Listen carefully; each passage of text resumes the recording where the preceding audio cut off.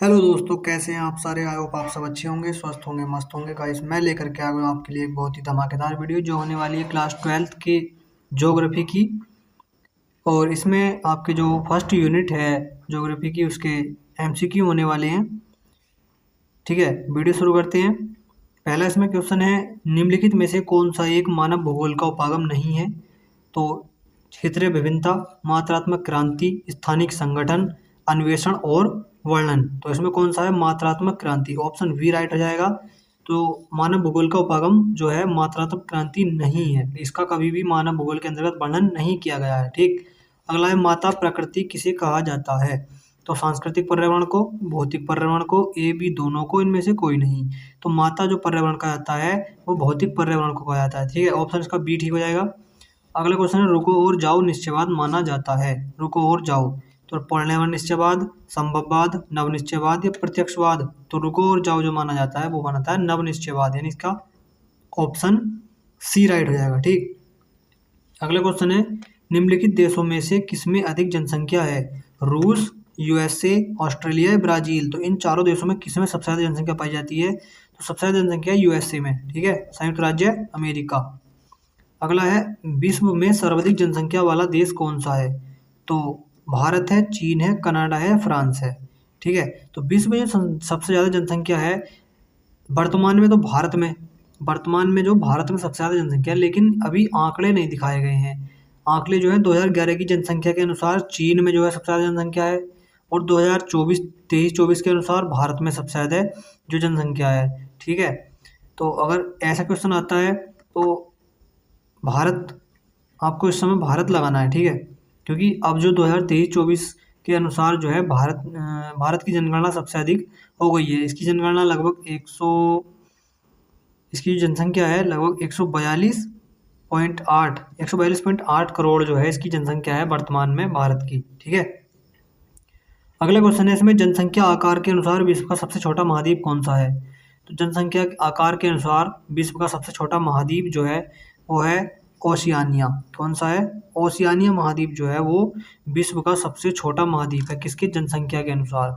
अगला क्वेश्चन है, सबसे अधिक जन्म दर वाला महाद्वीप, जहाँ सबसे अधिक जन्म लिया जाता है, बच्चे सबसे अधिक जन्म लेते हैं। दक्षिण अमेरिका में, एशिया में, उत्तरी अमेरिका में, अफ्रीका में। इसका ऑप्शन डी राइट हो जाएगा, अफ्रीका। ठीक।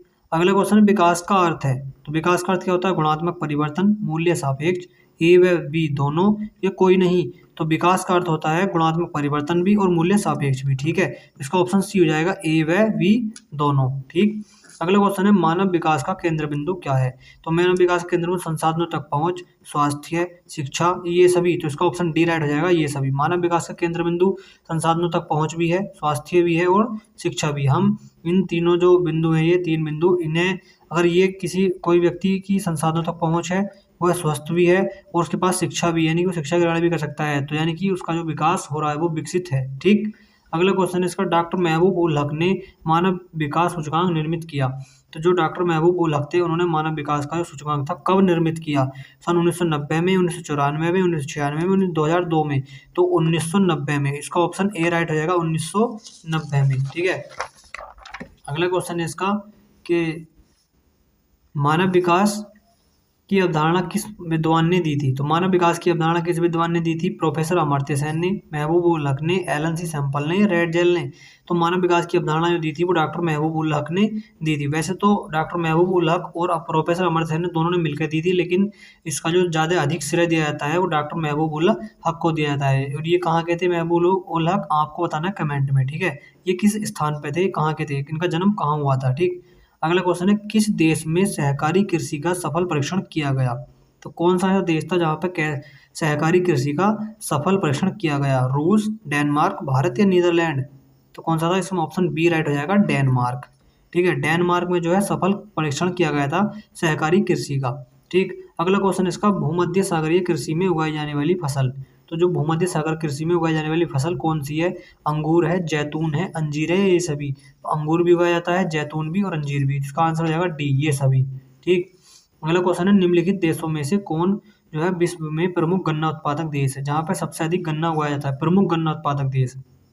तो ऑप्शन ए है ब्राजील, भारत, रूस या जापान? तो इसका ऑप्शन ए राइट हो जाएगा, ब्राजील। ब्राजील में सबसे अधिक गन्ना उगाया जाता है। ठीक है, अगला क्वेश्चन है रोपण कृषि में उगाई जाने वाली फसल नहीं है। तो रोपण कृषि में उगाई जाने वाली फसल ये पूछ रहा है नहीं है।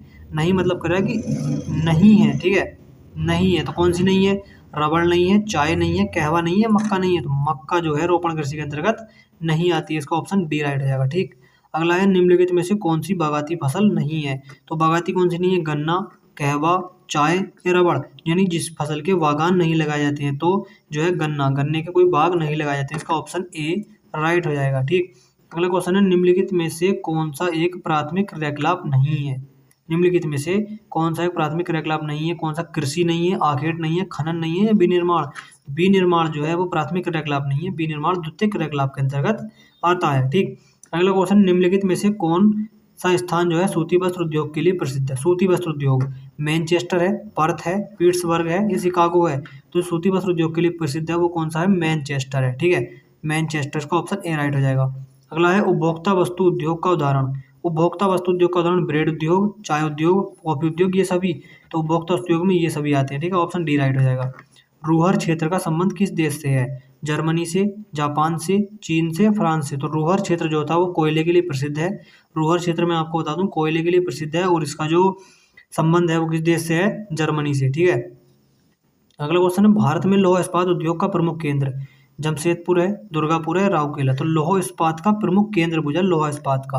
तो जमशेदपुर में भी है, दुर्गापुर में भी, राउरकेला में, यानी कि ऑप्शन डी राइट हो जाएगा ये सभी। निम्नलिखित में से कौन सा एक तृतीयक क्रियाकलाप है? तो तृतीयक क्रियाकलाप पूछ रहा है, खेती है, आखेट है, व्यापार है या फिर बुनाई है? जो तृतीयक क्रियाकलाप है कौन सा है? व्यापार। ठीक है, व्यापार तृतीयक क्रियाकलाप के अंतर्गत आता है। अगला क्वेश्चन है वकील और शिक्षक किस प्रकार के क्रियाकलाप में आते हैं? जो वकील होते हैं और शिक्षक होते हैं वो अपनी सेवाएं प्रदान करते हैं और सेवा कौन से में है? तृतीयक क्रियाकलाप में। ठीक है, अगला क्वेश्चन है निम्नलिखित में से कौन सा पंचम क्रियाकलाप है? तो बुनाई है, खेती है, व्यापार है, विचारधाराओं की रचना? पंचम क्रियाकलाप के अंतर्गत आता है विचारधाराओं की रचना। ठीक है, अगला क्वेश्चन है कि बाह्य स्रोतन करने वाला देश। तो अमेरिका बाह्य स्रोतन कर रहा है, कनाडा कर रहा है, जर्मनी, ये सभी। तो बाह्य स्रोतन ये सभी देश कर रहे हैं।